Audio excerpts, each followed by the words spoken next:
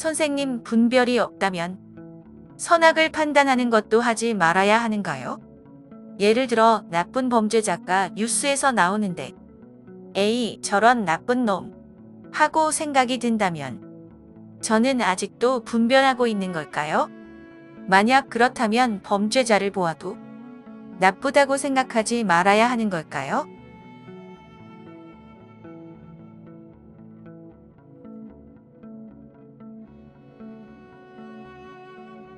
저의 개인적인 의견을 말씀드리면 의식 차원을 높여보면 선과 악의 구분이 없어지는 걸 경험하게 됩니다. 선과 악이라는 개념은 국가 사회의 유지를 위해 인위적으로 인간들이 만들어 놓은 개념입니다. 영혼 차원에서는 밝음과 어둠 양쪽이 모두 의미 있고 수용적이죠. 뉴스에서 범죄자를 접했을 때 나쁘다고 인식하는 자신의 에고를 알아차릴 수 있는 관찰자의 시점을 가질 수 있으면 큰 도움이 됩니다. 판단과 분별은 에고의 고유한 기능입니다.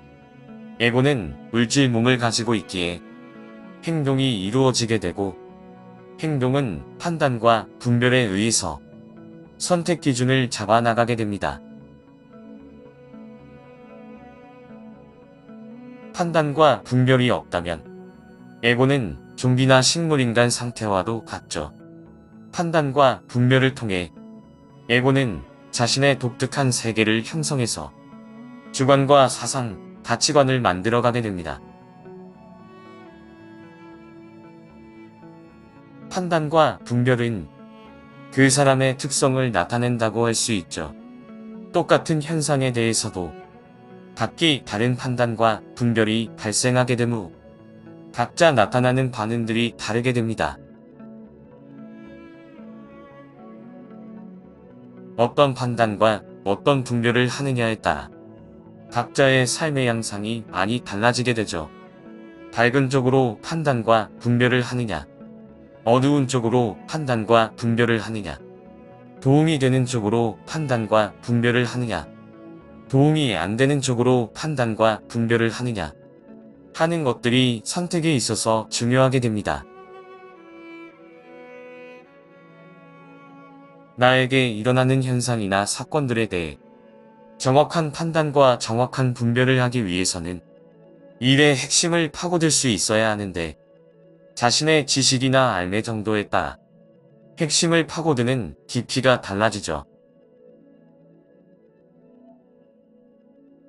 내가 아는 것이 별로 없고 지식의 깊이가 얕으면 판단과 분별이 잘못된 쪽으로 흘러가기 쉽고 내가 아는 것이 많고 지식의 깊이가 깊으면 판단과 분별이 그나마 정확해지게 됩니다.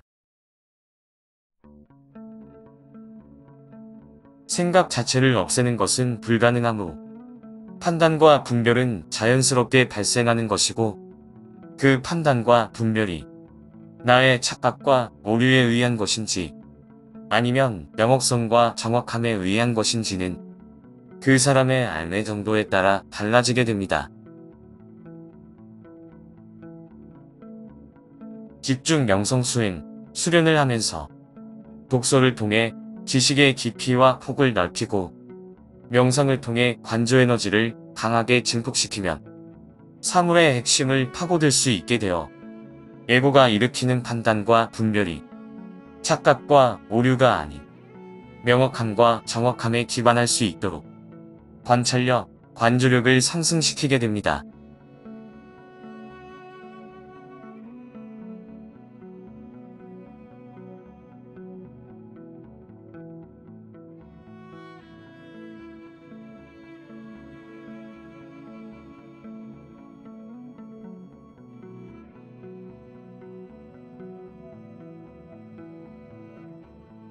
깨달음을 얻는 사람이 많아지면 더 밝고 사랑이 가득 찬 세상이 오겠지요. 아마 조만간 훨씬 많아질 것 같아요. 떨리는 마음으로 기다립니다. 그러려면 님께 배운 걸 실천해야 되는데 실천은 너무나 어렵네요. 그래도 또 시도해봅니다. 미련한 중생이 3번 연속으로 영상을 돌려보는 중.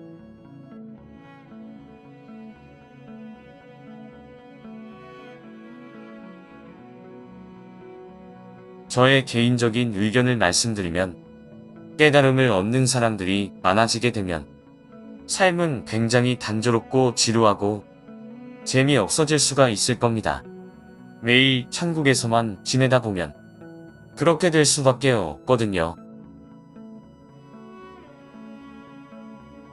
그래서 본문의 화자를 비롯한 우리들은 그런 단조로운 생활이 너무 지겨워서 스펙타클하고 변화무쌍한 이곳 3차원 상대계 물질계 게임장으로 피난 나온 셈이라고 할 수 있죠.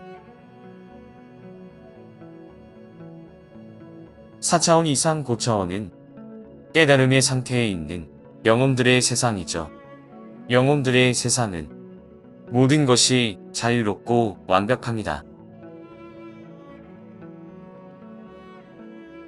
하지만 그렇다고 밝고 사랑만이 존재하는 것은 아닙니다. 어두움 역시 존재하고 무시무시한 악마성과 폭력성 역시 존재합니다. 많은 사람들이 착각을 하게 됩니다. 깨달음, 자각의식의 상태에 도달하면 사랑과 자비가 넘쳐날 거라고, 밝고 아름다운 천국이 펼쳐지고 풍요가 넘쳐나는 세상, 걱정과 괴로움이 없는 세상이 만들어질 거라고. 인간들이 밝음과 사랑을 추구하는 것은 분리의식, 결핍의식에 세뇌되어 있기 때문입니다. 이것은 태어나면서부터 우리의 무의식 속에 기본으로 세팅되어 있습니다. 고차원은 자각의식으로 이루어져 있지만 저차원은 망각의식으로 이루어져 있습니다. 고차원은 명확함과 분명함의 세상이고 저차원은 착각과 오류의 세상이죠. 깨달은 사람들이 많아지게 되면 착각과 오류는 조금씩 줄어들게 될 테고, 그러면 현대 문명 사회는 서서히 파괴되면서 결국에는 원시 자연의 상태에 가깝게 될 겁니다. 영화 아바타의 판도라 행성을 생각해보시면 쉬울 겁니다. 자연의 상태가 곧 깨달음의 상태입니다. 자연에는 밝음만이 존재하고 사랑만이 존재하는 것이 아니죠. 자연에는 어두움도 존재하고 지진, 화산, 태풍, 쓰나미, 극심한 기상이변 등 무시무시한 폭력적인 자연재해 또한 존재하고 먹고 먹히는 먹이 사슬에 의한 잔인하고 무자비한 살육이 순간순간 벌어지고 있습니다. 깨달은 상태라는 것은 어느 한쪽으로 치우치는 상태가 아니라 균형을 유지하는 상태를 의미합니다. 밝음과 어둠에 있어서 균형을 유지하고 천사성과 악마성에 있어서 균형을 유지하고 높음과 낮음, 강함과 약함에 있어서 균형을 유지하는 상태를 말합니다.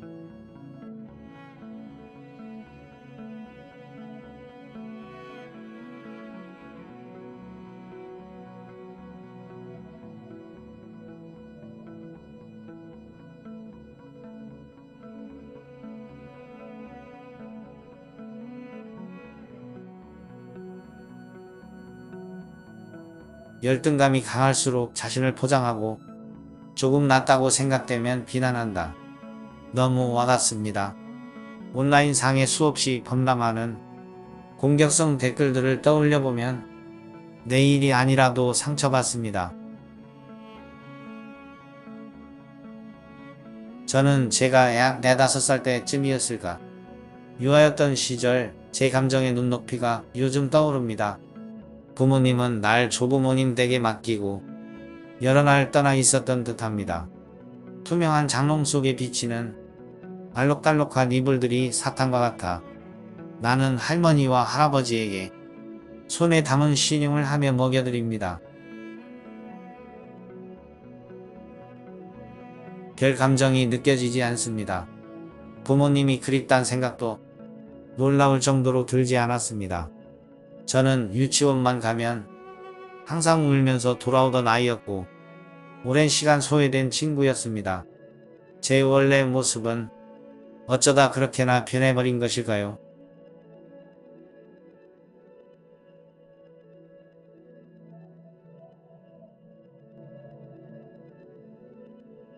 저의 개인적인 의견을 말씀드리면 열등감과 연약함을 체험하기 위한 영혼 차원의 선택이라고 할 수 있죠. 수많은 전생 중에서는 높은 자존감과 강인함의 체험을 많이 했을 겁니다. 어느 한쪽의 체험을 하다 보면 반대쪽 체험 역시 해보고 싶은 마음이 들 테니까요. 삶에는 얼마든지 반전이 있을 수 있으니 마음 푹 놓고 여유롭게 지내시면 될 겁니다. 현대 문명 사회는 물질 자본주의 시장 경제를 바탕으로 하기에 경쟁의식과 비교의식이 심화될 수밖에 없습니다. 돈과 물질을 향한 소유 욕구는 인간의 기본 심리를 계속 왜곡시키게 되죠. 왜곡된 심리는 나의 뇌를 지배하면서 열등감, 무능력감, 패배감, 상실감 등을 키우게 됩니다. 또한 왜곡된 심리는 자기 자신을 좁은 틀 안에 가두어 시야와 관점을 굉장히 축소시켜 버립니다. 그러므로 인해 마음의 여유가 없어지고 폭력성과 공격성은 증가하게 되죠. 물질 자본주의 사회가 심화될수록 포용력은 점점 줄어들고 배타성과 이기심은 점점 증가하게 됩니다. 인간을 협소한 의식으로 가득 차게 하고 왜곡된 욕심과 욕망으로 얼룩지게 만들죠. 시간이 갈수록 상대적 박탈감은 더욱 심해지고 자기 스스로 설 자리를 찾지 못해 점점 자기 자신을 고립화시키는 불안한 마음 상태로 몰아가게 됩니다.